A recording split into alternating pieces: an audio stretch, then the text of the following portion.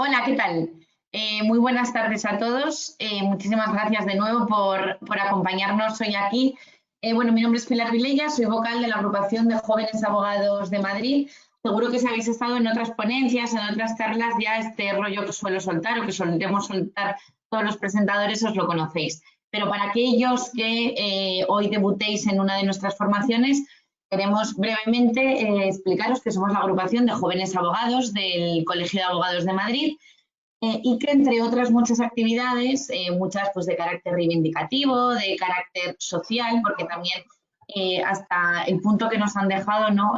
Desgraciadamente por toda esta pandemia hemos tenido que suspender, pero también solemos hacer muchísimos networking donde compañeros suelen establecer sinergias con otros compañeros. Pero uno de los pilares, y es por el que estamos hoy aquí, es precisamente la formación. Para nosotros es muy, muy importante tratar de que la formación sea accesible para todos los jóvenes abogados, especialmente los jóvenes, pero son bienvenidos de absolutamente todas las edades.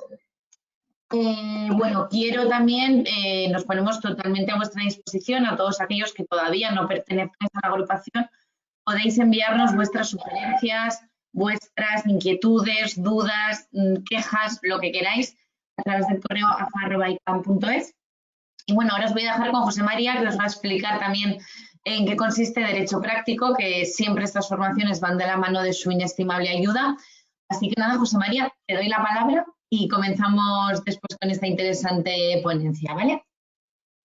Gracias, Pilar.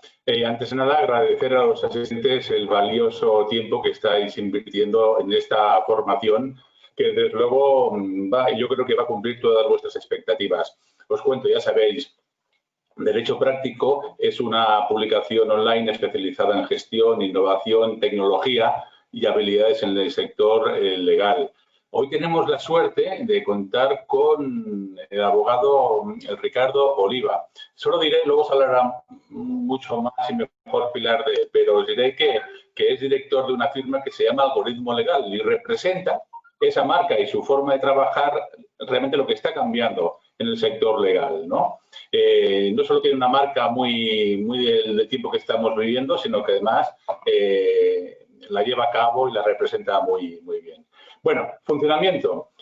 Cuando Ricardo va a hacer una presentación de unos 25 o 30 minutos, ya nos lo dirá luego, ¿vale? Y podéis aprovechar para hacer las preguntas que queráis. Tenéis una funcionalidad muy chula, preguntas, para aprovechar el talento y el conocimiento de Ricardo. Os iremos compartiendo enlaces en la zona chat, también que está a la derecha. Tenéis que saber que vamos a montar una cosa muy chula también el jueves 22, Legal Talent Day. Pues nada, especializada en tema de entrevistas, currículums, habilidades necesarias, nuevas profesiones, os va a gustar seguro. Y sobre todo también para el 29 empieza algo que es muy de AJA, que es el Lidera tu Futuro. Una serie de 12 sesiones que seguro que os va a encantar. Estad atentos al chat porque os pasaremos enlace. Y también, finalmente, podéis descargar en la zona de documentos la presentación que va a emplear Ricardo. Además de otra información muy interesante donde podéis descargar ebooks para la gestión del despacho de forma gratuita y tal. También a lo largo del evento lo iréis viendo. Pues eso, Pilar, hablarnos un poquito de Ricardo. Bueno, Ricardo, espero no dejarme nada de tu currículum porque es desde luego muy extenso, ¿vale? Vamos a destacar sobre todo lo más interesante. Hoy la charla se va a centrar en esta ponencia en startups y pactos de socios, pero esto no es la única especialidad de Ricardo.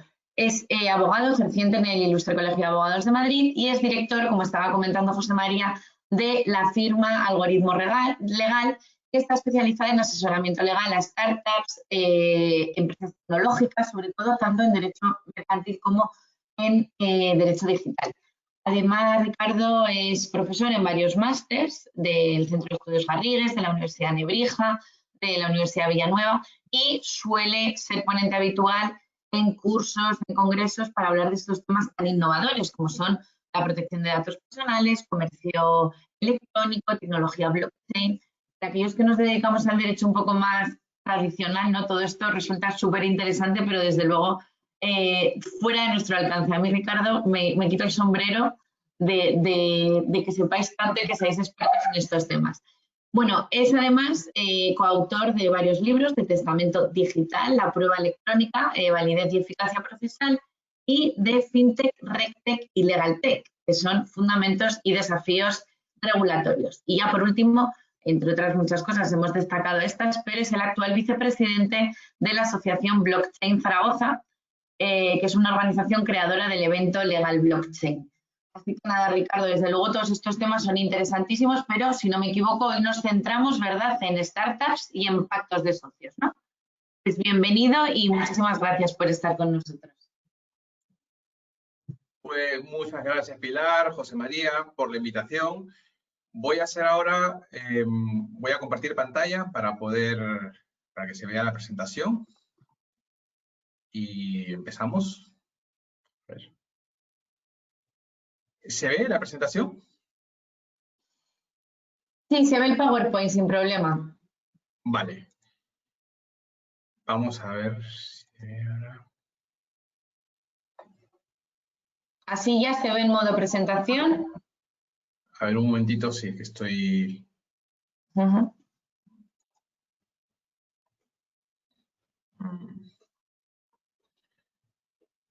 A ver.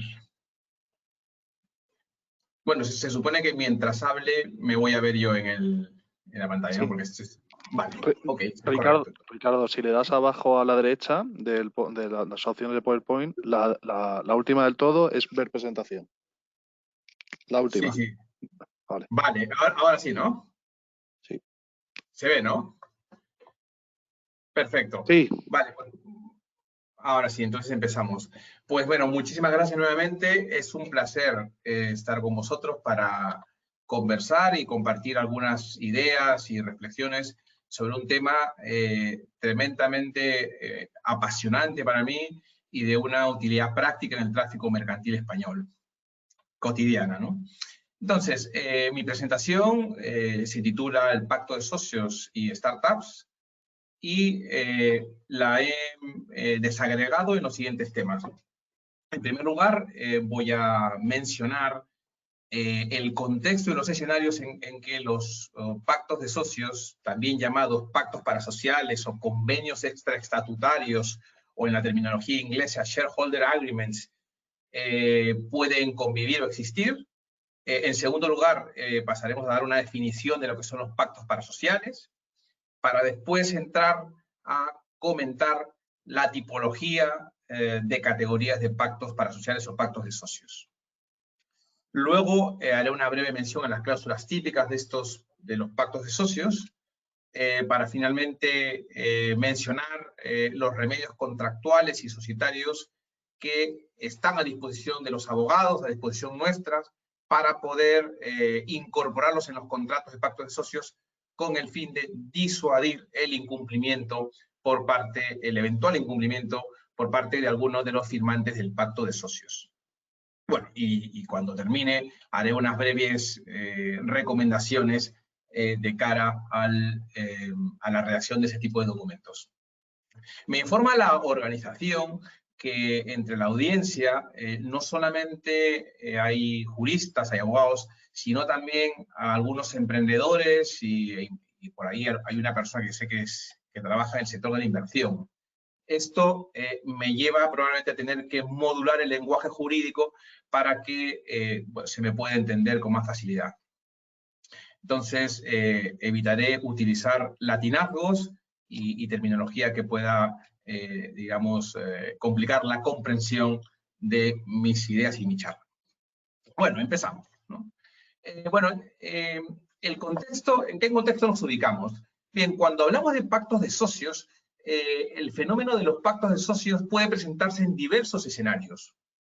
Escenarios específicos según los propósitos para los que estos sirvan, ¿no?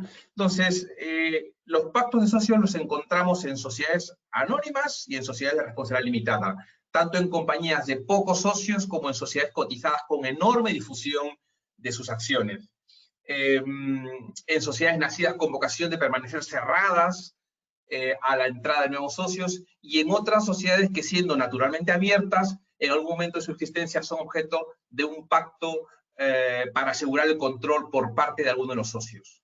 También los pactos de socios o pactos parasociales aparecen como una forma para preparar, o pueden aparecer como una forma para preparar la constitución de una sociedad de nueva creación o para reglamentar inclusive la entrada de ciertos socios en el capital de una sociedad ya existente y su futura salida, con vistas a desarrollar un proyecto específico o con vocación de mantenerse vigentes por tiempo indefinido. O sea, por tanto, y de manera resumida, podemos decir que los pactos de socios pueden presentarse en un contexto de sociedades anónimas cotizadas, y bueno, y todo esto tiene una regulación concreta en la Ley de Sociedades de Capital, en los artículos 530, 535, el título 14 de la Ley de Sociedades Anónimas, perdón, de la Ley de Sociedades de Capital, ¿no?, que regula este tipo particular de pactos parasociales en sociedades anónimas cotizadas. Y básicamente lo que hace estos artículos es imponer una serie de deberes de publicidad e información a los mismos. Y luego, por otro lado, los pactos de socios también pueden existir en las sociedades de capital no cotizadas. Y concretamente estoy hablando de las sociedades anónimas y las sociedades limitadas, ¿no? Entonces, aquí podemos encontrar varias categorías de pactos de socios. Por un lado, tenemos los pactos parasociales en empresas familiares. Estos pactos parasociales están regulados por un Real Decreto concreto, que es el Real Decreto 171/2007, de 9 de febrero, por el que se regula la publicidad de los llamados protocolos familiares. Este tipo de pactos es un pacto que regula la constitución de sociedades conformadas por miembros que tienen relaciones de consanguinidad o afinidad cercana, ¿no? Luego, por otro lado, tenemos los pactos parasociales que se celebran para la creación de una joint venture o empresa conjunta, ¿no?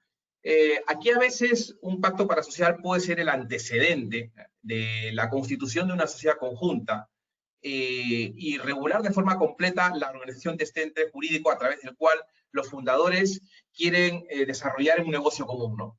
Entonces, en este caso, los pactos de socios se suscriben en atención a una joint venture o empresa conjunta. Entonces, en resumidas palabras, se trata de acuerdos de colaboración mercantil concluidos entre dos o más empresas que mantienen, por lo demás, su independencia y que suelen conllevar la realización de inversiones con vistas al desarrollo en común de un negocio que forma parte de sus respectivos objetos sociales y durante normalmente un tiempo determinado. En tercer lugar, tenemos los pactos parasociales en inversiones de venture capital. Con el término venture capital me refiero a la aportación de capital en una empresa que se encuentra en una fase inicial o de desarrollo muy temprana, ¿no? Entonces, normalmente la inversión de venture capital es destinada a empresas tecnológicas o con un fuerte componente innovador o disruptivo, ¿no? Entonces, en este tipo de empresas,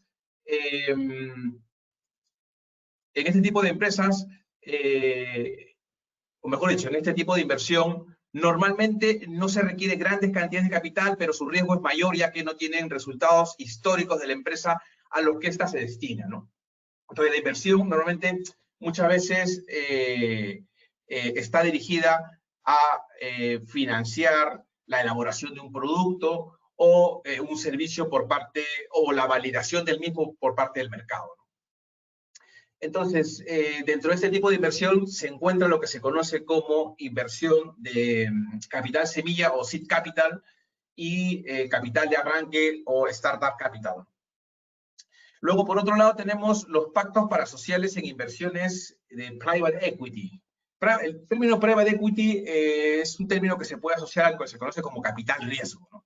Entonces, aquí yo me estoy refiriendo a inversiones dirigidas a empresas en etapas de crecimiento, digamos, maduras o ya consolidadas. O sea, a diferencia del venture capital, donde estamos hablando de empresas que digamos, eran empresas que empezaban su desarrollo. En el caso del private equity, estamos hablando de empresas que ya tienen un cierto récord histórico y ya tienen cierta consolidación en el mercado, ¿no? Entonces, en este caso, las inversiones suelen tener mayor volumen que las de venture capital y son de menor incertidumbre que estas, ¿no? Ya que en este caso se cuenta, como dije, con datos históricos sobre la compañía sobre la cual se invierte, o se trata de empresas que poseen una trayectoria consolidada de rentabilidad, ¿no? Ahora, por tanto, las inversiones de private equity suponen normalmente operaciones de mayor envergadura. De reestructuración empresarial, y siendo necesaria la participación de recursos, digamos, de entidades de capital riesgo, que puedan, digamos, asumir esas inversiones de dinero que son más altas, como dije yo, que en el caso del Venture Capital, donde suelen participar lo que se conoce como Business Angels. En España, las entidades de capital riesgo tienen una regulación, están reguladas por la Ley 22/2014 de 12 de noviembre, por la que se regulan las entidades de capital riesgo. Y en este caso, el objetivo natural del pacto parasocial es regular la convivencia en el capital de la sociedad objeto de inversión, digamos, compuesta por socios que tienen diferentes intereses, ¿no? Por un lado está el socio inversor y por el otro lado están los socios emprendedores. Y luego, y finalmente, podemos hablar de pactos parasociales para regular la relación, digamos, de los socios en startups y pymes de reciente creación. Entonces, en esta charla de hoy, yo me voy a referir solamente a dos categorías de pactos de socios, ¿no? A los pactos parasociales que se celebran en contextos de inversiones de venture capital, y a los pactos parasociales que se celebran para regular la relación de los socios en startups y pymes de reciente creación. Bien, pero antes de empezar a hablar, digamos, propiamente de la tipología o de qué es un pacto de socios, surge una pregunta probablemente que puede ser, digamos, natural, ¿no? Yo he puesto en la segunda parte, he hecho una referencia a startups y pymes. ¿Qué diferencia hay entre una startup y una pyme? Bueno, jurídicamente, este es un paréntesis, jurídicamente, pues no hay una diferencia. Jurídicamente, una startup, en el caso de España, y una pyme, pueden ser tanto una sociedad anónima como una sociedad limitada, una sociedad de capital, perfectamente, sin ningún problema. Pero desde un punto de vista financiero, desde un punto de vista de la doctrina del emprendimiento, una pyme no es lo mismo que una startup. Simplemente hay una definición que me parece bastante apropiada de lo que es una startup, es una definición que da Eric Ries, donde dice que se trata de una institución humana diseñada, dice él, para crear un nuevo producto o servicio bajo condiciones de extrema incertidumbre, ¿no? Entonces se trata de negocios con una historia de funcionamiento limitada, pero con grandes posibilidades de crecimiento a través de prácticas asociadas a la innovación. Entonces el desarrollo de las tecnologías, incluso empleos de calidad, ¿no? Entonces, desde esta perspectiva, una startup no es igual que una pyme, ¿no? Además, por otro lado, las startups, también por definición, se dice que son empresas que tienen posibilidades de, digamos, de llegar a convertirse en lo que se conoce como unicornios, ¿no? Son empresas que tienen la posibilidad de, con un coste marginal bajo, llegar a tener un ingreso marginal exponencial, ¿no? Y eso no lo tiene una pyme, que normalmente puede ser una empresa de servicios, ¿no? Y en cuanto a la definición de pyme, pues si queréis revisarla, está contenida en un reglamento de la Unión Europea, que es el reglamento 651/2014 del 17 de junio del 2014, donde simplemente se dice que una pyme es toda empresa que, independientemente de la forma jurídica que adopte, ejerce una actividad económica, ¿no? Y en particular se considerarán las empresas pymes, entidades que ejercen una actividad artesanal u otras actividades a título individual o familiar. Entonces, bueno, y luego el reglamento hace una distinción entre pequeñas empresas, medianas y microempresas. Y básicamente la distinción es entre el volumen de negocio de las empresas y el personal que hubiesen contratado. Bien, continuamos entonces. Ahora toca hablar de qué es un pacto de socios, ¿no? Es una pregunta de fondo, ¿no? Probablemente, yo por lo menos, a mí me pasó eso cuando por primera vez me acerqué al mundo de los pactos de socios, y como vuelvo a repetir, pacto de socios es sinónimo de pacto parasocial o contrato de socios, pero voy a usarlo indistintamente, ¿no? Entonces, como decía, cuando yo digamos, tuve mi primer contacto con un pacto de socios, Esto fue en la universidad, recuerda, hace muchos años, el año 2003, yo hacía por aquella época un máster de Derecho Empresarial en la Universidad Autónoma de Madrid, y cuando tuvimos la clase sobre el pacto de socios, yo me preguntaba después, me preguntaba, ¿para qué un pacto de socios si la sociedad ya tiene unos estatutos sociales donde se supone se regulan todas las cuestiones que la sociedad y los socios necesitan para poder sacar adelante la empresa?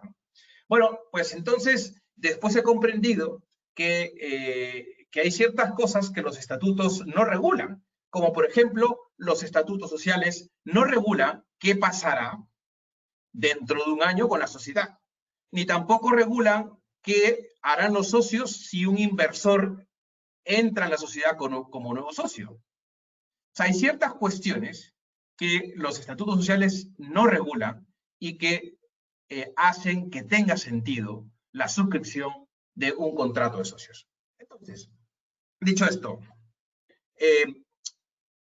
yo he hecho aquí una distinción entre un pacto de socios, un pacto parasocial y los estatutos sociales, para entender un poco mejor esto, ¿no? Entonces, cuando hablamos de un pacto de socios, en primer lugar, estamos hablando lo asociamos a un documento privado.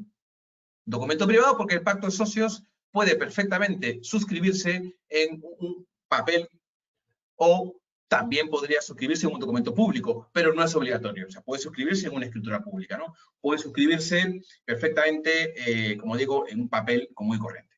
Pero eso no pasa con los estatutos sociales que, como sabemos, es obligatorio que estén elevados a escritura pública, y no solo eso, sino que en el acto de constitución de la sociedad, estos deben estar inscritos en el registro mercantil para que la sociedad tenga plenos efectos y no sea una sociedad irregular. Luego, en segundo lugar, la posibilidad de celebrar un pacto de socios es totalmente voluntaria. Los socios de una sociedad no están obligados a celebrarlo. Otra cosa es que sea recomendable hacerlo, pero no están obligados a hacerlo.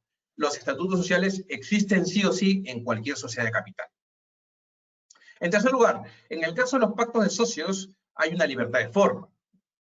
Las partes, como dije, pueden celebrar un pacto de socios atendiendo a la forma que estimen conveniente, lo que no ocurre con los estatutos sociales, ¿no?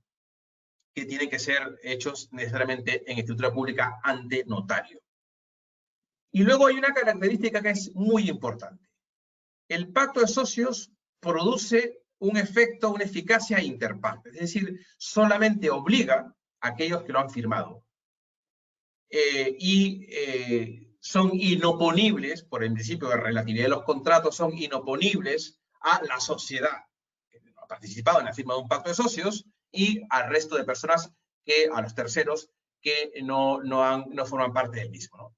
Lo que no sucede con los estatutos sociales, dado que desde que se inscribe en el registro mercantil, todas las personas sabemos y estamos, digamos, obligados a saber, o hay una presunción iure de iure, de que conocemos la información que está inscrita en el registro mercantil en este caso.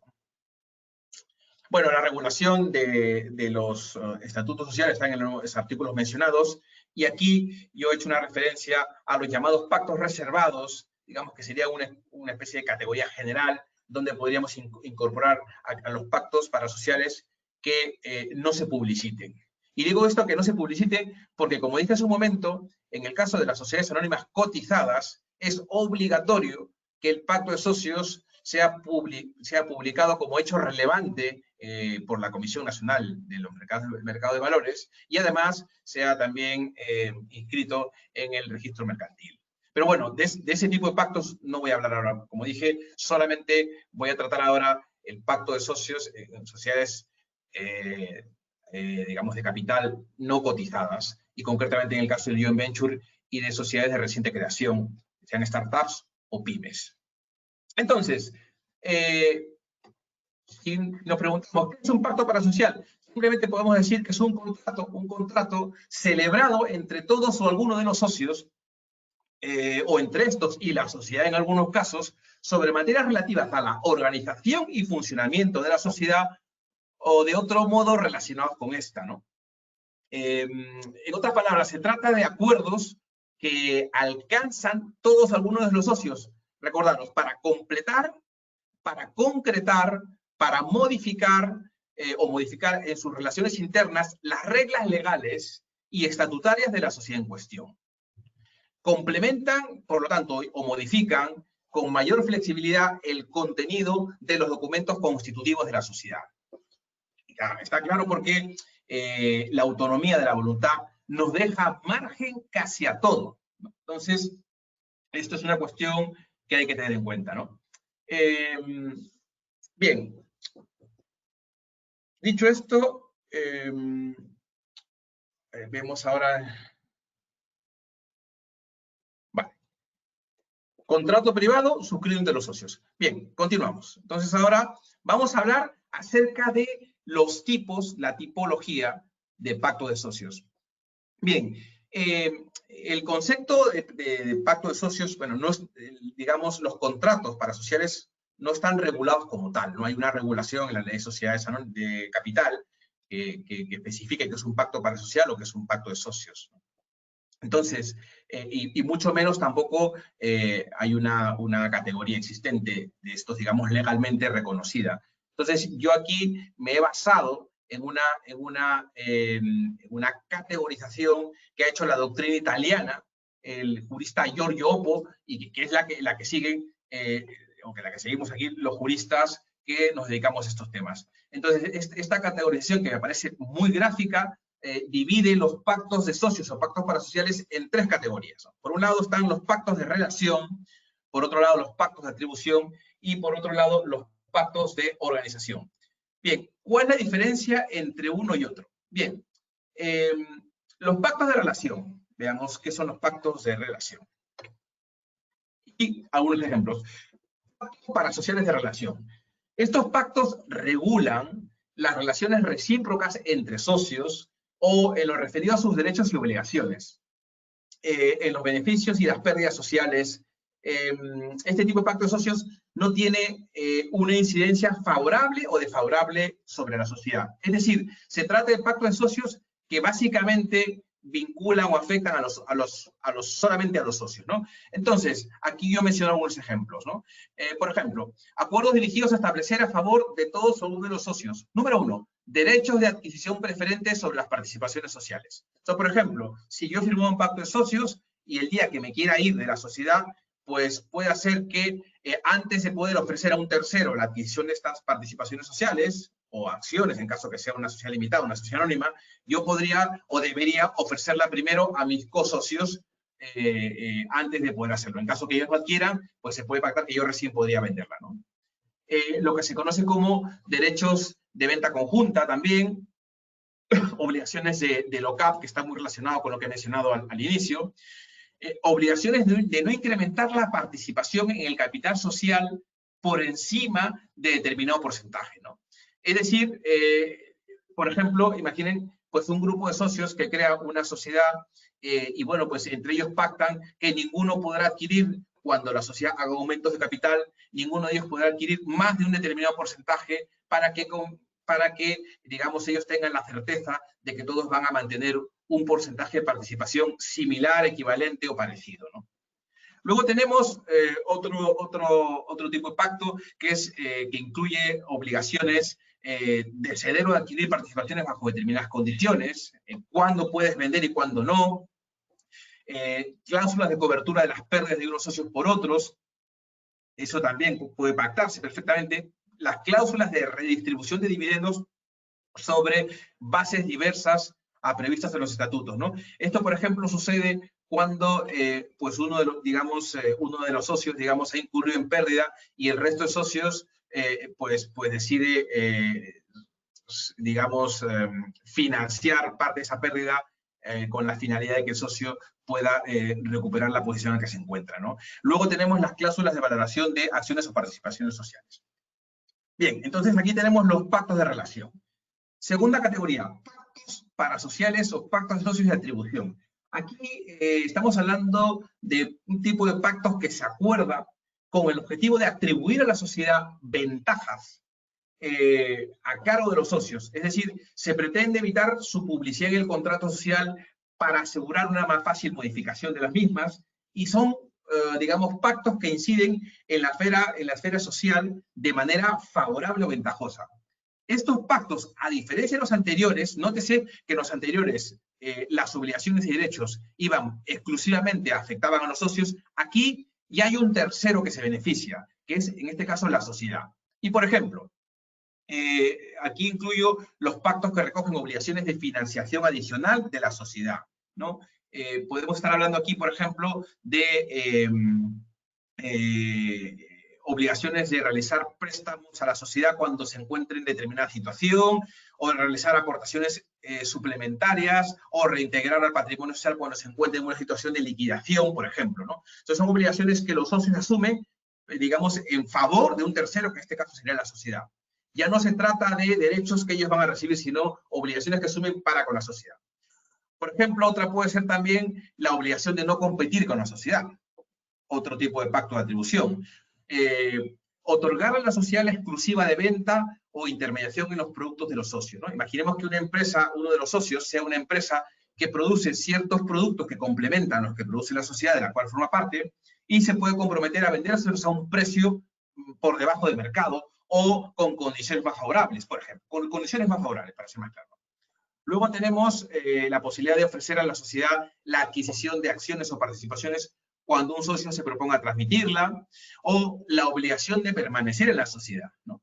Por un tiempo determinado de uno de los socios ejerciendo el cargo de administrador. Por ejemplo, un socio es nombrado administrador y puede comprometerse a mantenerse en el cargo durante 2, 3, 4 años, antes de los cuales no renunciará, por ejemplo, ¿no?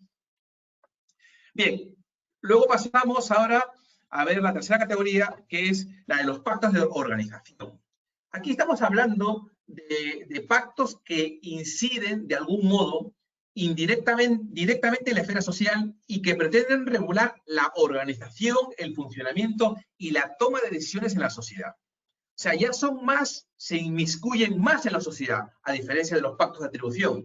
Y por eso se dice que son pactos que tienen un impacto relevante sobre el núcleo social y sobre los pactos, y digamos, y al mismo tiempo también son los pactos jurídicamente más controvertidos, ¿no?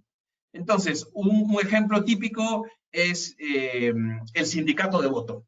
Lo digo al final, sindicato de voto, ¿no? Un sindicato de voto es un pacto de sindicación de acciones o sindicación de participaciones sociales, es un pacto donde los socios se comprometen, digamos, a votar de manera uniforme en las juntas generales de una sociedad. Entonces ponen a disposición sus participaciones sociales o acciones, las indican y se comprometen que a lo que acuerde, en este caso la asamblea del sindicato, se comprometen a que el voto en común sea el que todos ellos de manera individual respeten cuando llegue la junta general de la sociedad de la que forman parte. Otro ejemplo son los pactos sobre la composición del órgano de administración, pactos sobre las políticas a desarrollar por la compañía, por ejemplo, pactos donde se desarrolle o se explique cómo se va a hacer el plan de negocio, cómo se va, digamos, llevar a cabo la política de dividendos o la política de financiación de la sociedad. Luego, los pactos restrictivos de las competencias de los administradores, ¿no? ¿Qué pasa si un administrador puede o no montar una sociedad con el mismo objeto social de la sociedad que administra? Si lo puede hacer, ¿cómo lo puede hacer? ¿No lo puede hacer? Pues todo eso se puede pactar perfectamente en un pacto de esa naturaleza. Pactos sobre el régimen de modificaciones estatutarias, pactos de arbitraje para deshacer situaciones de bloque. Esto sucede, por ejemplo, cuando en una sociedad, digamos, hay dos grupos de poder al 50-50, ¿no? Entonces, ¿qué pasa? Si no se ponen de acuerdo, pues en un tema, pues al final, si no se ponen de acuerdo, pues se produce una situación de bloqueo. Entonces, ¿cómo resolvemos esto? Pues hay pactos para hacerlo, ¿no? Una de ellas es, por ejemplo, que digamos que un tercero dirima o que dependiendo de las materias, pues uno de los socios pueda decidir o tenga un derecho de veto y según las materias el otro no la tenga. Por ejemplo, hay otras modalidades aquí que digamos que se pueden desdoblar ese tipo de pactos, ¿no? Los pactos sobre la información que se debe proporcionar a los socios, pactos sobre la contratación por parte de la sociedad, de socios y familiares. Una sociedad, por ejemplo, si yo formo parte de una sociedad, ¿qué pasa si quiero yo que contratan a mi hermano como directivo, a mi mujer, a mi cuñado, etcétera? ¿Puedo hacerlo? Bueno, pues esto se puede pactar. Mira, oye, si es familia, pues antes nos consultas y dependiendo, pues si cumplo con los requisitos, lo podemos incorporar, los podemos contratar o no. Todo esto también se puede pactar perfectamente. Pacto sobre disolución de la sociedad, pactos sobre quórum y mayorías, que está relacionado con los sindicatos de voto que mencioné hace un momento, y pactos para el ejercicio de los derechos de minoría. Bien, dicho esto, ahora toca hablar de las cláusulas contractuales típicas en los pactos parasociales. A ver, aquí yo he dividido las cláusulas básicamente en tres categorías, ¿no? Cláusulas, digamos, de control, cláusulas de protección y cláusulas de exit, salida o desinversión. Para entender de qué van estas cláusulas, vamos a ver rápidamente el contenido de las mismas. ¿De qué estamos hablando cuando hablamos de cláusulas de control? Bueno, pues aquí hay que tener en cuenta que, cuál es el régimen, digamos, de la estructura del régimen del órgano de administración de la sociedad. Como sabemos en España, una sociedad puede estar compuesta por un administrador único, puede estar compuesta por administradores solidarios, puede estar compuesta por administradores mancomunados y puede estar compuesta por un consejo de administración. Entonces, pues dependiendo de cómo sea digamos, la estructura, pues se puede establecer cláusulas de control a estos órganos en los pactos de socios, ¿no? Luego, el tema de las mayorías reforzadas, derechos de veto y materias reservadas. Este es un tema realmente importante. Y os digo porque, por ejemplo, cuando hay operaciones donde un socio, digamos, socio inversor, participa en una operación donde el socio emprendedor o tecnológico, por ejemplo, tiene conocimiento de ciertas cuestiones relevantes, entonces se puede establecer que sobre estas cuestiones relevantes tenga un derecho de veto el socio de emprendedor tecnológico y sobre otras cuestiones lo tenga el socio inversor, ¿no? Entonces, por ejemplo, imaginemos los siguientes temas, ¿no? A ver, el aumento y la reducción de capital social, la modificación del objeto social, el cambio de régimen de administración, la autorización a los administradores para que se dediquen por cuenta propia o ajena al mismo o análogo, digamos, o complementario género de actividades que constituya el objeto de la sociedad, la supresión o limitación del derecho preferente de los aumentos de capital, la fusión, disolución. Estos temas, digamos, puede ser que las partes o los socios en un pacto de socios establezcan que sobre estas cuestiones se requiere unanimidad y que para eso, pues eso se establezca claramente en el pacto de socios. O se puede decir que alguna de estas, digamos, tendrá derecho de veto uno de los socios y el otro no. Las variantes son muchas aquí, ¿no? Bien, luego también el órgano creado para dar...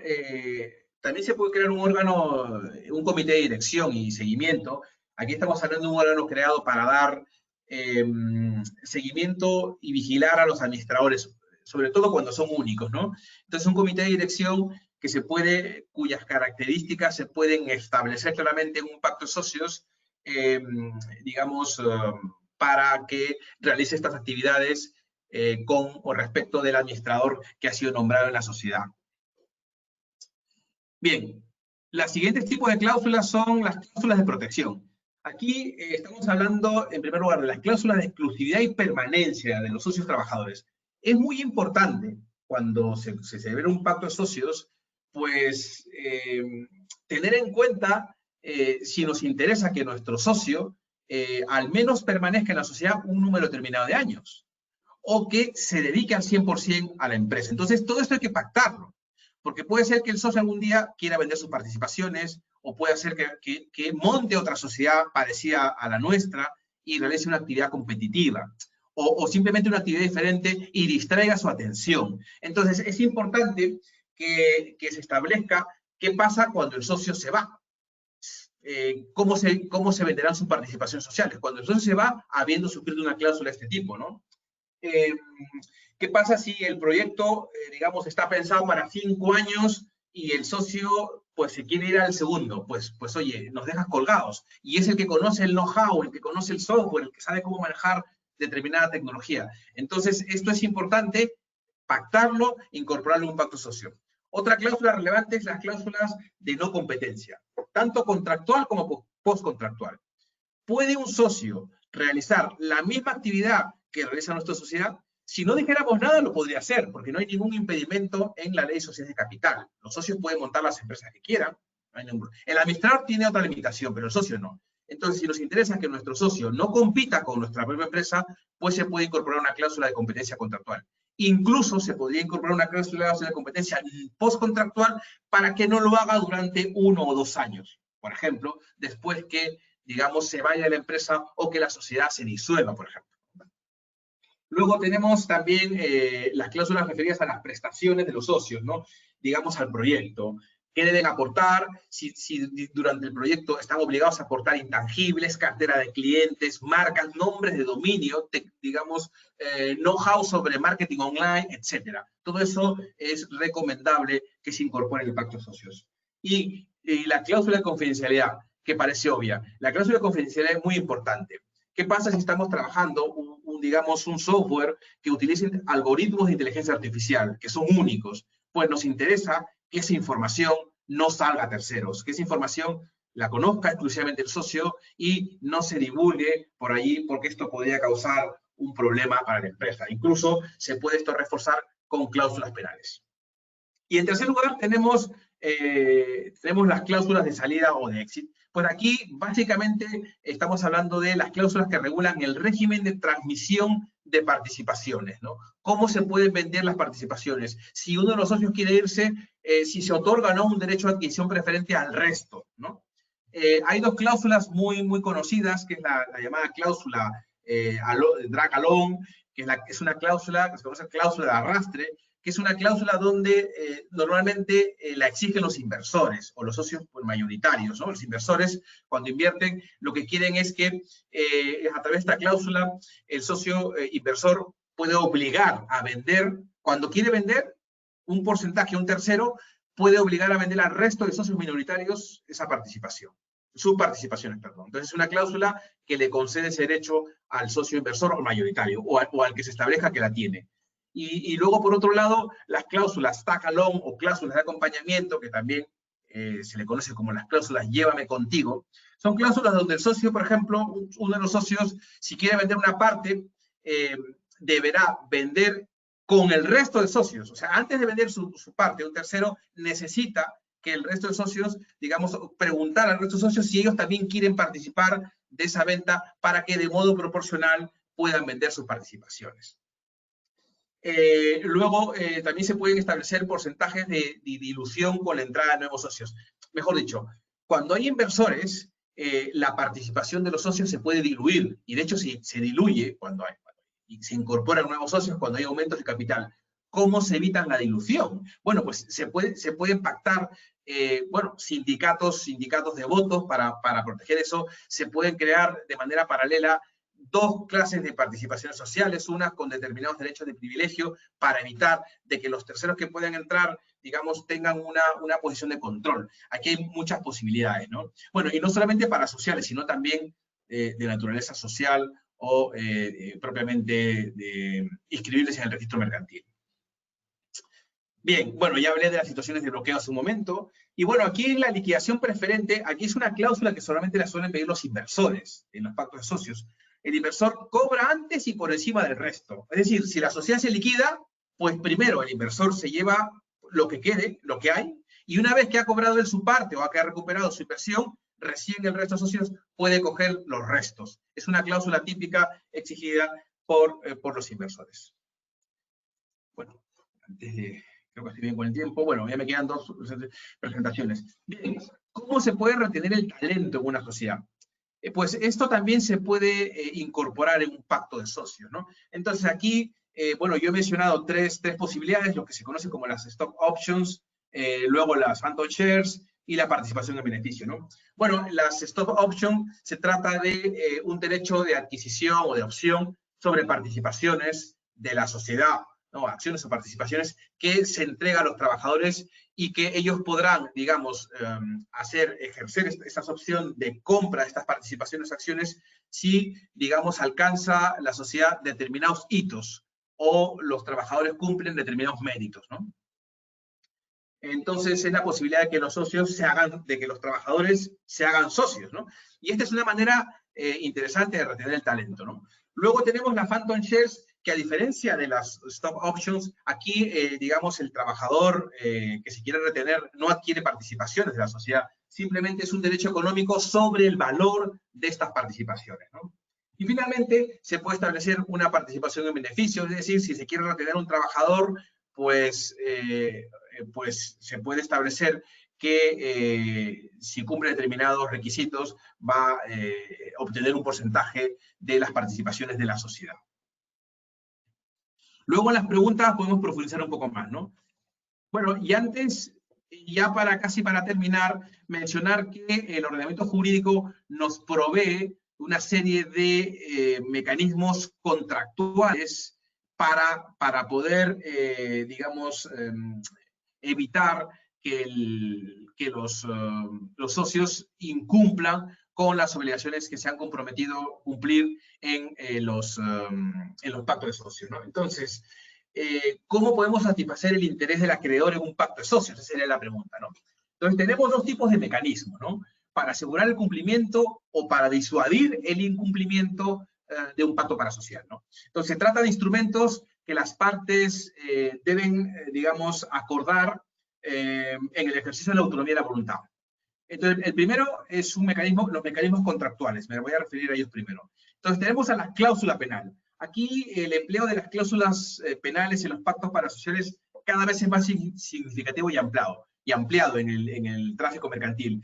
Este tipo de cláusulas lo que persigue es simplemente que el socio incumplidor, por ejemplo, si un socio se compromete a votar en un sentido en la Junta y vota en un sentido diferente, en un sentido determinado, y vota en un sentido contrario, opuesto, pues se puede establecer que tendrá que pagar una cláusula penal de tantos miles de dólares, miles de euros. Entonces, en este caso, o de dólares o de euros, lo que sea, según el contexto, ¿no? Entonces, en este caso, la cláusula penal lo que pretende es desalentar a que el socio incumplidor, digamos, pueda incumplir, ¿no? Y la cláusula penal, en principio, libera al acreedor de tener que probar daños y perjuicios causados, porque simplemente hay una sustitución de la obligación con cláusula penal que tiene que cumplir. Incluso se podría pactar que el deudor deba cumplir, además de pagar la cláusula penal, en la medida de lo posible tenga que cumplir con la obligación si aún es posible hacerlo, ¿no? O sea, en términos generales, la cláusula penal es una estipulación de origen legal o contractual donde se establece la obligación del deudor de satisfacer una prestación, que es una pena, por ejemplo, el pago de una enorme cantidad de dinero, como dije, en caso de incumplimiento de la obligación que garantiza, que sería la obligación con cláusula penal, ¿no? Bien, entonces, introducir una cláusula penal en un pacto parasocial que está elevado en escritura pública, pues puede facilitar su ejecución como título ejecutivo ante los tribunales de justicia, por lo que, digamos, desde el punto de vista procesal, puede ser más interesante que incorporar una cláusula penal en un contrato que no sigue elevado en escritura pública. Bien, luego, la prenda de acciones o de participaciones. Aquí se trata de otra de las figuras jurídicas muy utilizadas en la práctica para el aseguramiento de una obligación, en este caso establecida en el pacto de socios, ¿no? Este derecho real de garantía lo que pretende es asegurar que, digamos, que el titular de la prenda pueda, si se incumple la obligación asegurada, realizarla, es decir, ejecutar la prenda, reforzando de este modo la responsabilidad patrimonial universal del obligado. Y en el caso de los pactos parasociales, lo más habitual es que la prenda asegure la cantidad monetaria establecida en la cláusula penal y que recaiga sobre las acciones o participaciones sociales. Por tanto, si el socio incumple, perderá tal condición, ya que se procederá a la enajenación de las acciones o de las participaciones. Luego tenemos el establecimiento de una opción de compra como medio de exclusión o separación del socio.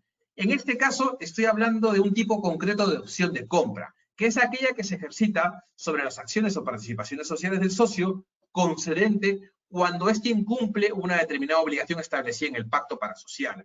Es decir, el ejercicio de la opción de compra por parte del que opta, del optante, queda sometido a una condición suspensiva, que es la verificación de una concreta conducta del deudor, y por tanto, si el deudor cumple con la obligación detonante del ejercicio de opción, el optante no podrá ejercitar la opción de compra, ¿no? Luego tenemos la fianza, que bueno, para garantizar el cobro de una cantidad dineraria normalmente establecida en el pacto parasocial cuando es una cláusula penal, por ejemplo, ¿no? Entonces, si el fiador, ahora el problema es que si el fiador no quiere cumplir, habrá que ir a un procedimiento judicial, ¿no? Entonces, ese es en el caso de la fianza, digamos, sería lo que hay que tener en cuenta, ¿no? Luego tenemos lo que se conoce como garantías atípicas, ¿no? Hay una garantía que, digamos, autónoma e independiente de la obligación principal, digamos, muy utilizada en la práctica comercial, que se conoce como garantía a primer requerimiento o a primera solicitud. Es decir, que a diferencia de la fianza, que es una garantía accesoria, ¿no? O la prenda, pues estas garantías no, digamos, no están vinculadas a una obligación, pero al final siguen siendo tan garantías como las otras, con la diferencia que son independientes de la obligación a la que garantizan, como pasa con la fianza o la prenda. Y finalmente, mecanismos societarios. Aquí probablemente el mecanismo principal es la prestación accesoria, ¿no? Entonces, al margen de las aportaciones sociales que necesariamente han de hacer los socios, en los estatutos de las sociedades de capital se pueden establecer prestaciones accesorias o lo que es lo mismo, obligaciones a cargo de todos o algunos de los socios, que son distintas de la principal, de realizar las aportaciones comprometidas por cada uno de ellos y por tanto no integran el capital social, las prestaciones accesorias. Entonces la característica legal que mejor las define es, en efecto, que no constituye una aportación, digamos, en sentido jurídico, como establece el artículo 86, numeral 1 de la Ley de Sociedades de Capital, ni pueden integrar el capital social.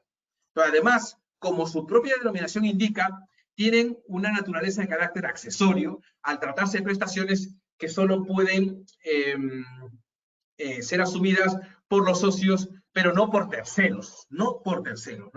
En conexión con la obligación esencial e inderogable de realizar la aportación de capital.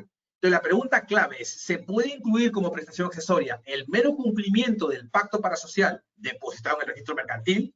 Pues la respuesta es sí, ¿no? Constituye, en mi opinión, una solución eficaz, en mi opinión, para unir la esfera social con la esfera parasocial, ¿no? Y aquí, para ello, lo ideal sería establecer o imponer condiciones ante el incumplimiento. Y una de ellas puede ser la exclusión del socio incumplidor. Es decir, establecer la sanción a través de una cláusula penal estatutaria o, de forma más tajante, la disolución de la sociedad como consecuencia del incumplimiento de una prestación accesoria. El incumplimiento de la prestación accesoria como causa estatutaria de disolución de la sociedad. Ojo, hay que tener aquí en cuenta que es posible que los socios puedan también establecer en los estatutos sociales cualquier otra causa de disolución a la establecida por la propia Ley de Sociedades de Capital, ¿no? Es decir, en este caso sería establecer como prestación accesoria el cumplimiento esencial tanto para la sociedad como para el resto de socios del pacto parasocial. Y finalmente, el incumplimiento de la prestación accesoria como causa de exclusión o separación del socio. Entonces, el artículo 350 de la Ley de Sociedades de Capital establece que las sociedades de responsabilidad limitada podrán excluir al socio que incumpla voluntariamente la obligación de realizar prestaciones accesorias. Hay que tener en cuenta que en materia de exclusión y separación también rige el principio de libertad de pactos. Bien, y finalmente, y ya con esto termino, unas breves recomendaciones, ¿no? Bueno, en primer lugar, deciros que redactar un pacto de socios es una tarea compleja y muy seria. Pero lo peor que puede pasarle a un abogado es que el pacto sea declarado nulo en algún momento o que su exigibilidad resulte infructuosa, digamos, no funcione. Entonces, por eso requiere un ejercicio concienzudo de la documentación societaria que existe y realizar entrevistas con los socios, estudiar bien el modelo de negocio de la empresa etcétera, para poder redactar un pacto de socios eficiente, ¿no? Y evidentemente no será lo mismo si somos abogados de los socios minoritarios que si somos abogados de los socios mayoritarios, como si somos abogados de todos los socios en caso que nos hubiesen contratado digamos, todos los socios para el caso de una sociedad recién constituida, ¿no? Luego es importante tener en cuenta y describir muy bien el rol de cada socio en un pacto, sobre todo cuando se trata de las obligaciones de permanencia y de exclusividad. Para evitar situaciones de bloqueo, pues hay que delimitar claramente las maneras reservadas y el otorgamiento de derechos de veto, como dije hace un momento. Y hay que tener mucho cuidado cuando los socios se comprometen a realizar aportaciones no dinerarias, sobre todo en el tema de las valoraciones. ¿Qué pasa si aportan marcas, nombres de dominio, cartera de clientes? ¿Cómo valoramos eso? Bueno, pues muchas gracias. Ya creo que he terminado. Ahora, con mucho gusto, me encantaría escuchar vuestras preguntas, comentarios, y aquí me tenéis para lo que queráis. Aquí os he dejado una pequeña bibliografía de un par de libros, bueno, 4 libros que os pueden estar interesantes. Una sentencia de la Audiencia Provincial de León del año 2013, que dice muy claramente que los pactos parasociales sean válidos.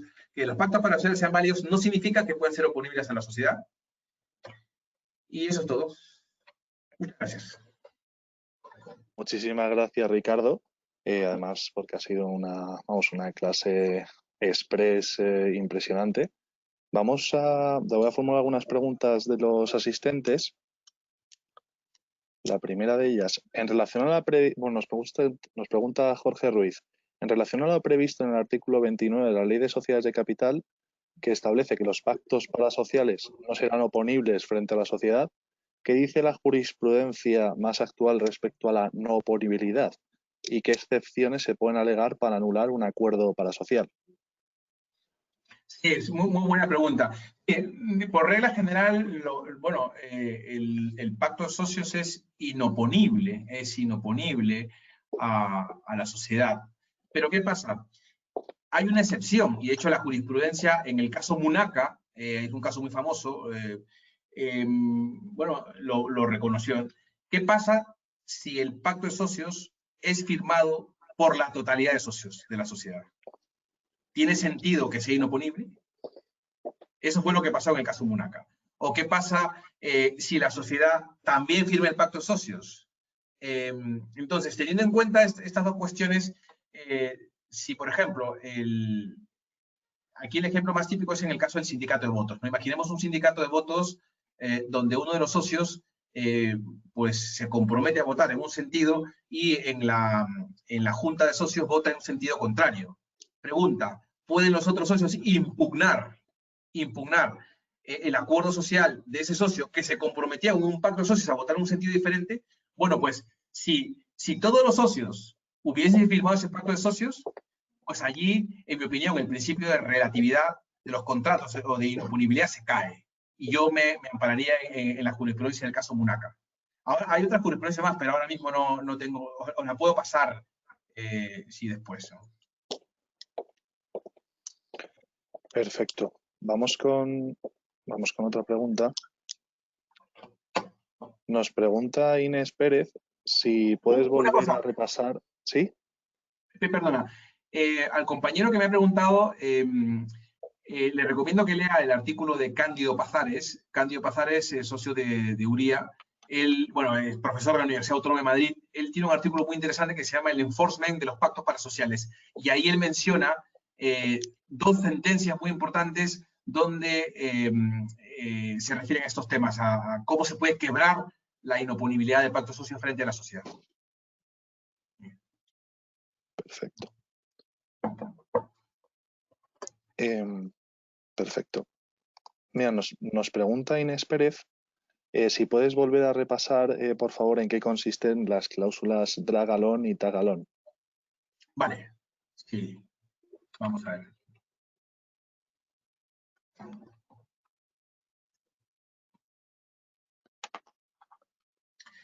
Ok, vale. Y bueno, la cláusula dragalón es una cláusula, se conoce como cláusula de arrastre, ¿no? Y es una cláusula que permite a quien, digamos, a quien en favor se otorga esta cláusula, a que cuando un tercero le haga una oferta de compra de sus participaciones sociales o de acciones, digamos, este socio que tiene esta cláusula de arrastre en su favor, pueda obligar al resto de socios a que vendan también con él.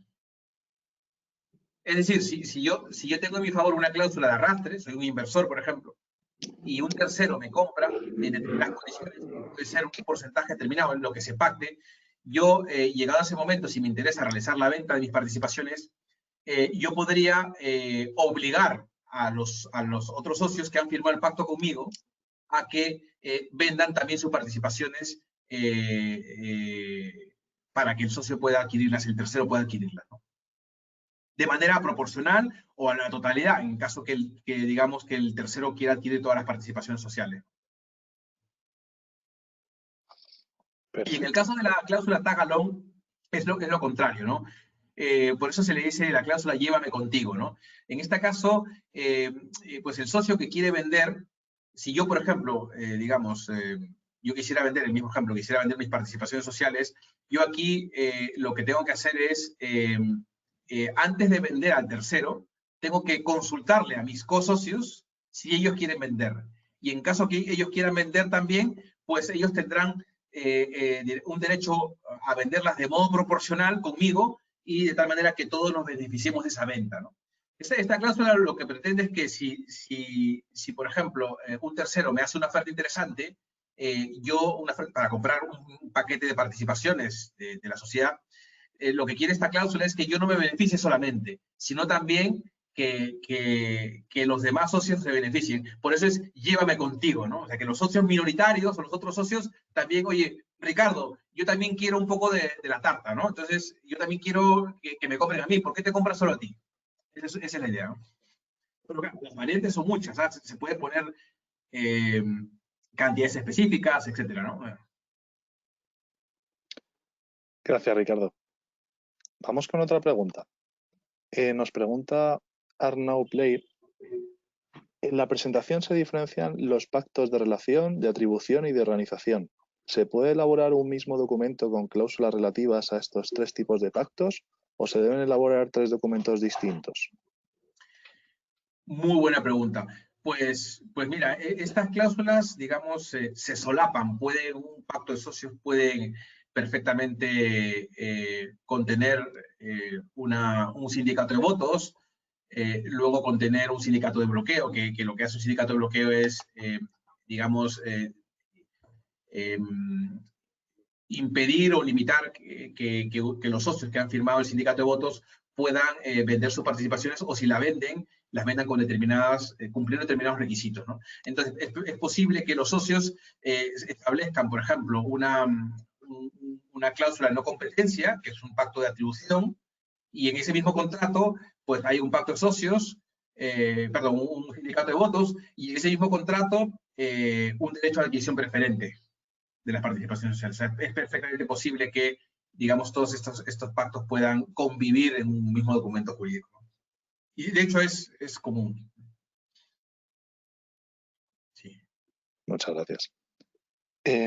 Nos pregunta también si respecto a las stock options, ¿los trabajadores podrían ejercer su derecho de participación solo en caso de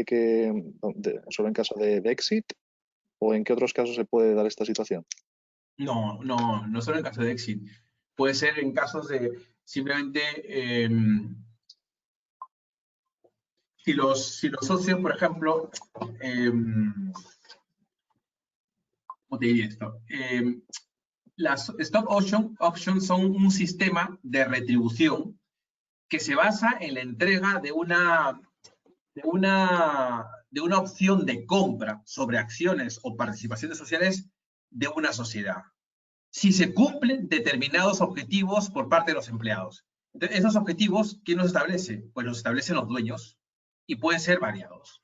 Entonces, si se cumplen esos objetivos, pues básicamente son de mérito, objetivos económicos, pues en ese caso el trabajador que tenga estas opciones podrá ejercitarlas, ¿no? Entonces, por tanto, se concede al empleado la posibilidad de ejercitar su derecho de compra y adquirir acciones o participaciones de la sociedad en un momento determinado al precio fijado por las partes en el momento de concesión, que normalmente será inferior al valor de las participaciones en el momento de ejecutarse la opción, ¿no? Perfecto. Alberto Villa nos pregunta ¿cuál es el efecto que tiene el pacto en el que el inversor recupera la inversión cuando hay un posible concurso en la sociedad, un concurso de acreedores en la sociedad? ¿Se podría considerar un pago anulable? ¿Podrías repetir la pregunta? Sí, en el caso, un momentito. En el caso de que un inversor recupere la inversión cuando va a caer o recaer un concurso de acreedores en la sociedad, ¿se puede considerar un pago anulable? Un pago anulable. O sea, que el inversor recupere... No, porque, a ver, lo que pasa, el inversor no es acreedor de la sociedad. El inversor es socio, entonces el inversor cobra después. O sea, primero cobran los acreedores. Hay unas preferencias, según el caso. Entonces, una vez que han cobrado los acreedores, pues recién cobrará el inversor. Entonces, el inversor es tan socio como el emprendedor, es tan socio como cualquier otro socio de la sociedad, y por lo tanto, lo que pasa es que en la hipótesis que se hubiese pactado una cláusula de liquidación preferente, una vez que los acreedores hayan cobrado su crédito, una vez que eso haya ocurrido, pues lo que quede, primero cobrará el inversor que tenga un derecho de liquidación preferente. Y después el resto de socios. Gracias. Se repartirán lo que quede, ¿no? Así que esta pregunta era un poco más de concursal. María Rodríguez nos pregunta ¿cuáles son los pactos parasociales más importantes que tenemos que tener en cuenta en relación a una startup? Y nos pregunta también por qué no se puede regular todo en los estatutos de la sociedad, prescindiendo así de los pactos parasociales. Vale. Bueno, el tema de, a ver, por ejemplo, para mí, yo ahora veis la diapositiva, ¿no? Sí, bueno, quedaros con estas tres cláusulas que son para mí las importantes, ¿no? Yo os digo una cosa a la compañera que ha preguntado. Por ejemplo, la cláusula de no competencia. ¿Se podría establecer una cláusula de no competencia en los estatutos? O sea, que los socios, digamos, se comprometen a no competir con la sociedad. ¿Se podría un estatuto, por ejemplo, regular, digamos, qué pasará dentro de un año si un inversor viene? Pues hay cosas que no se puede incorporar en un estatuto, porque el estatuto es la constitución que regula el funcionamiento y la organización de una sociedad, ¿no? Pero por ejemplo, el caso que te pongo, no podría ir en un pacto, en unos estatutos. Sin embargo, por ejemplo, lo que es la restricción digamos, de la transmisibilidad de las participaciones sociales, eso sí podría estar perfectamente incorporado a un estatuto. O sea, sí. Pero el tema es que cuando imaginemos que bueno, constituimos una sociedad, 3 personas, y luego mañana más tarde vienen otros socios. Pues estos socios que han venido, claro, y suponiendo que nosotros tengamos además un pacto de socios, estos nuevos socios que han venido, la única obligación que tendrán en caso de que se incorporen a la sociedad es cumplir con los estatutos, pero evidentemente a estos socios les resulta inoponible el pacto que yo hubiese firmado con mi resto de socios, ¿no? Entonces, lo que quiero decir con esto es que, bueno, hay ciertas cuestiones que claramente están en un estatuto, pero hay cuestiones que un estatuto no puede arropar, ¿no? Y yo así mencioné un ejemplo. Si el tema de la exclusividad, la permanencia de un socio, ¿se podría incorporar en un pacto de socios? O, por ejemplo, no se podría incorporar un estatuto social, no se podría regular qué va a pasar dentro de un año cuando llegue un nuevo inversor. Es que eso no se puede incorporar en un estatuto un estatuto social, ¿no? O, por ejemplo, una obligación de competencia postcontractual. Eso no se podría poner en un estatuto. Si yo soy un socio y ya dejé de ser socio, o sea, en un estatuto yo no podría poner que no podría competir con la sociedad después, porque vamos a ver, porque ya no soy socio. Y el estatuto regula digamos, el funcionamiento de la organización de la sociedad. Y los socios, mientras el socio sea socio, tendrá que cumplirlo. Pero si ya no es socio, ya no puede cumplirlo. Entonces, no nos queda otra cosa que tirar de un contrato. Y entonces un contrato, un pacto de socios, pues sí tiene sentido hacerlo. Y también el tema es que cuando hay grupos de poder en una sociedad, tenemos una sociedad donde hay varios grupos, pues cada grupo tiene sus intereses. Puede ser que un grupo les interese votar en un sentido, entonces creen sus propios sindicatos de votos frente a otro grupo, ¿no? Entonces, pues, en conclusión, hay ciertas cuestiones que, digamos, que no interesan o que son mejor hacerlas en un pacto de socios antes que en un estatuto.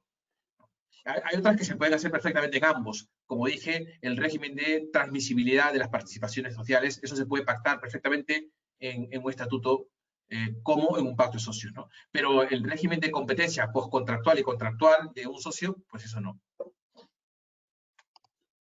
O, por ejemplo, lo último, por ejemplo, imaginemos que los socios se comprometen a hacer aportaciones sociales en el futuro. Si la sociedad, digamos, cumple con ciertos hitos, pues si yo soy socio me comprometo a hacer aportaciones dinerarias o dinerarias. Eso no se podría poner en un estatuto, porque el estatuto no regula lo que va a pasar en el futuro. O sea, no se puede poner que un socio se compromete a aportar tanto, a no ser que sea una prestación accesoria. Si es una prestación accesoria, sí, podría ser, pero para eso, claro, primero tendría que ser socio y luego se podría establecer. Pero como cláusula independiente, no. Entonces, por eso digo que, como dije, en la definición que había dado yo de pacto de socio, decía que se trata de un contrato, digamos, que completa, concreta, modifica en las relaciones internas, en las reglas legales y estatutarias de una sociedad. En relación a esto último que has comentado, nos pregunta Ángel si respecto a las prestaciones accesorias incluidas en los estatutos sociales, ¿es necesario que el pacto de socios esté inscrito en el registro mercantil? ¿Sería obligatorio siempre o existe alguna excepción? No, mira, el pacto, a ver, los pactos de socios no se inscriben en el registro mercantil. Otra cosa es que se eleve en escritura pública. Eso sí, que se eleve en escritura pública, pero no es obligatorio escribirlos en el registro mercantil. Cosa diferente es en el caso de las sociedades anónimas cotizadas. Allí hay una obligatoriedad, digamos, de publicidad, ¿no? Y además se publica como hecho relevante en la CNMV y también se incorpora en un asiento de la sociedad. Pero, ojo, en el caso de las sociedades anónimas, siempre y cuando se trate de pactos parasociales que regulen el ejercicio, el derecho de voto, o se trate de cláusulas que se refieran a la restricción o limitación de la transferencia de acciones, ¿no? Pero en el caso de un pacto de socios referido a una sociedad de capital no cotizada, no hay que escribir eso en el registro mercantil. Ahora bien, si nosotros incorporamos una prestación accesoria en el estatuto, en los estatutos, donde, digamos, mencionamos que los pactos de socios, mejor dicho, indicamos que una de las prestaciones accesorias va a ser que los socios se comprometen a cumplir con el pacto de socios. Claro, la pregunta es, en ese caso, ¿deben estar inscritas? Bueno, digamos, el término inscrito no es inscritas, no, pero lo que se puede hacer es, se acompaña, al momento de escribir los estatutos, se acompaña la información, digamos, el estatuto y el acta de constitución, se acompaña al registro mercantil una copia del pacto, pero no se va a inscribir el pacto, simplemente se pone como un asiento marginal en el registro mercantil, ¿no? Y claro, porque en este caso, dado que la prestación accesoria, digamos, consiste en el cumplimiento del pacto, o por lo tanto el pacto parasocial, pues debería estar a disposición de quien quiera verlo, ¿no? pero no es que se inscriban, ¿no? Pero sí deberían depositarse en el registro mercantil. Es el término, depósito. En relación al registro mercantil, nos pregunta Cristín que a veces el registro mercantil no acepta ciertas cláusulas o regulaciones en los estatutos de las sociedades a la hora de inscribirlas. ¿Se podría regular estas cláusulas no aceptadas por el registro en un pacto parasocial? ¿Qué sucede si el contenido de los estatutos y de los pactos parasociales se contradicen entre sí? Muy buena pregunta. Esa pregunta es buenísima. Mira, a ver, en un pacto parasocial, lo que tú no puedes hacer en un pacto de socios es, la limitación que tienes, la limitación que se impone en la autonomía de la voluntad. Es no vulnerar las leyes, no vulnerar el orden público, etc.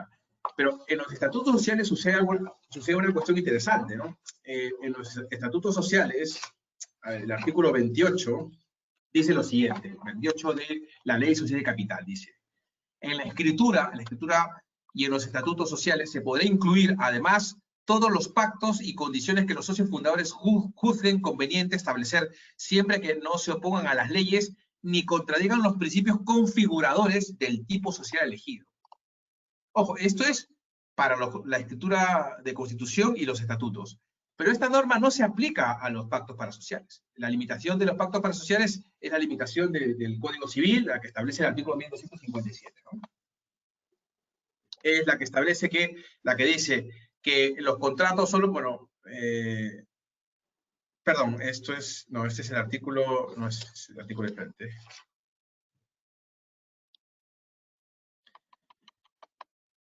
Un momentito. Sí, el artículo 1255, ¿no? Los contratantes pueden establecer los pactos, cláusulas y condiciones que tengan por conveniente, siempre que no sean contrarios a las leyes, a la moral ni al orden público. Entonces, por consiguiente, si el pacto de socios, digamos, no vulnera ni las leyes, ni la moral, ni el orden público, es un pacto perfectamente válido y eficaz.